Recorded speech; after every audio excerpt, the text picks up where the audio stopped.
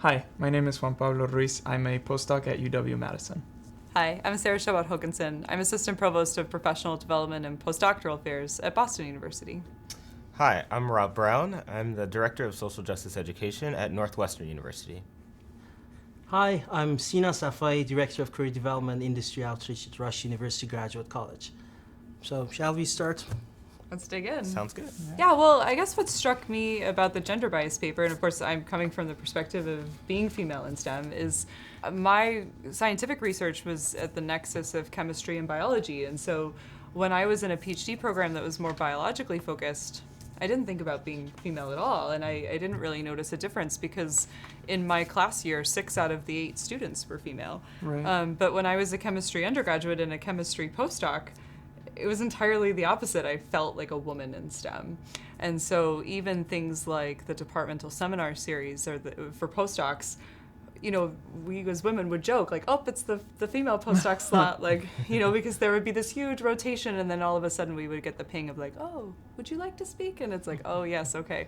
And so it's interesting because in those moments, I'm both grateful for the intentionality of thinking about diversity of speakers and perspectives and also not wanting to be the female slot. And that intentionality is so important, right? I think especially when we're talking about microaggressions and our experiences as minorities, you know, along whatever axis that may be, you know, because like you were saying, there's some people who will say well-meaningly, or they think that they're well-meaning, they will say, oh, I don't see gender, or I don't see color, right? And then when you realize that kind of whitewashing and, you know, just erasing of that really leads to a propagation of the inequalities, whereas what you're talking about is also not wanting to be like that token minority, right, that's invited to speak just because you are, you know, the Latinx, you know, postdoc or the woman postdoc. And I think that piece definitely plays a role in that tension is definitely something I've noticed too. Yeah, and it's a quite like simple and complex tension of how do we create opportunities for people to be who they are as individuals and live within their full humanity, right?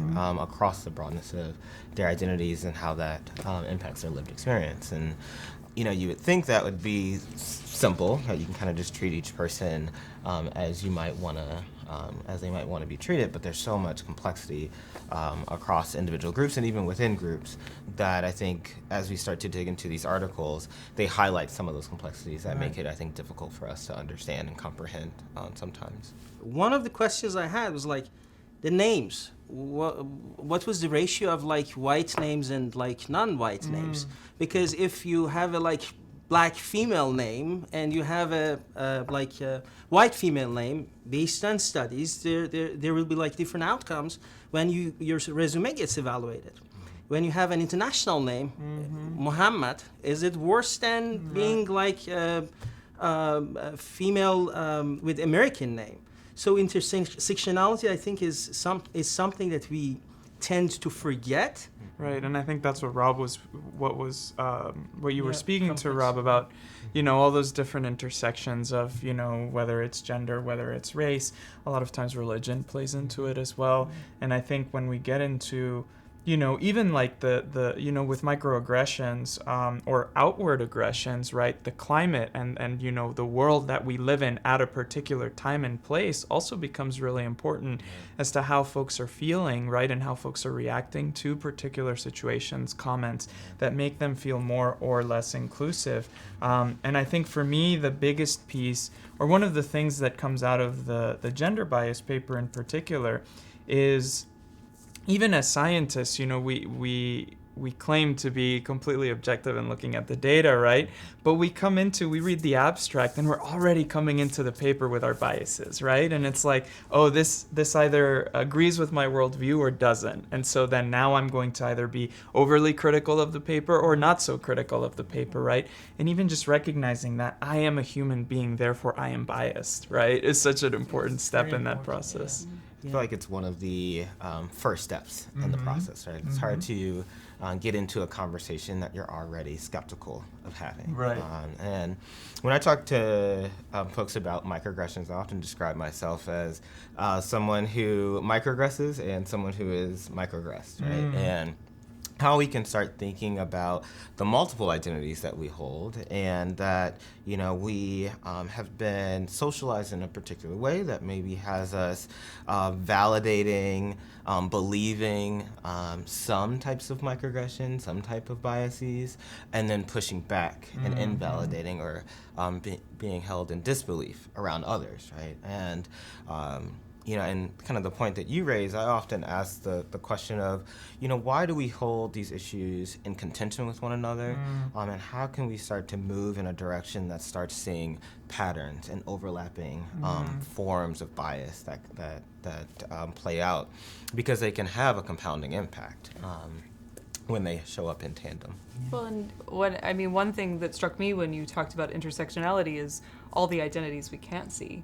So I think whether it's, you know, disabled versus abled, or whether it's thinking about someone's socioeconomic status, you know, they may feel microaggressions all the time in some of these ivory tower, primarily white institutions, just simply based on their background and how they grew up and what they're familiar with or not familiar with, and yet for many of us, we're fluent in it, and so I think sometimes it's easier to be intentional about some of the identities that were talked about, you know, particularly in the gender bias paper, because they're visible in a lot of cases, but there are lots of ways in which microaggressions happen, and it can be hard to speak up because it might not even be something that you want to share or that you want to reveal, and yet it's so inherent to who you are and what you experience. Right.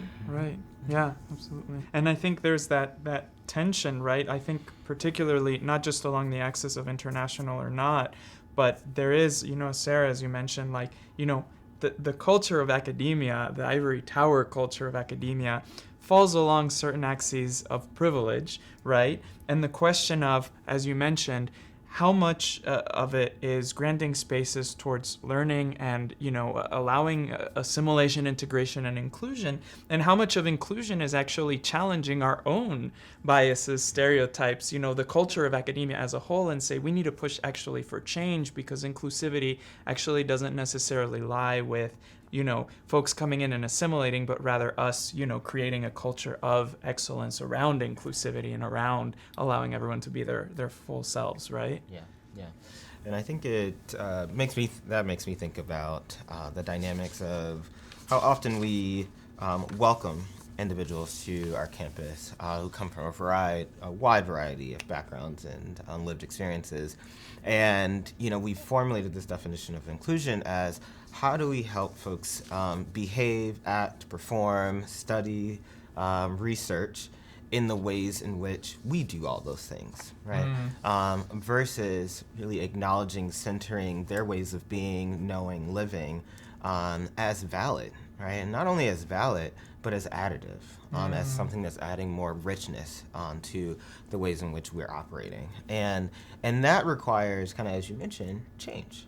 And sometimes I think we struggle as that change comes up, because it creates cognitive dissonance for us in many times. And so when I saw the gender bias article, you know, I thought about kind of my own reaction to that as a man, right? So as a man, how did I start to the process of learning about gender and learning about gendered experiences? Because I didn't necessarily have to all the time throughout my life. I kind of got a pass, right, based on patterns of power and privilege. And as I started getting some examples from women colleagues or trans colleagues, the many ways that they experience bias or marginalization or harassment, you know, at worst, I found myself often in disbelief, similar to folks in the study. Like, no way, right? No way that could happen. Not here, not at this type of institution. And I really had to do some deep critical self-reflection to start finding ways to suspend that disbelief and continually come back and ask myself the question, what would it mean if this were true? Right? What would my responsibility be if this were true? And how do I start operating and living from that place versus wanting to believe that it doesn't? Which just reified my own power and privilege in many ways.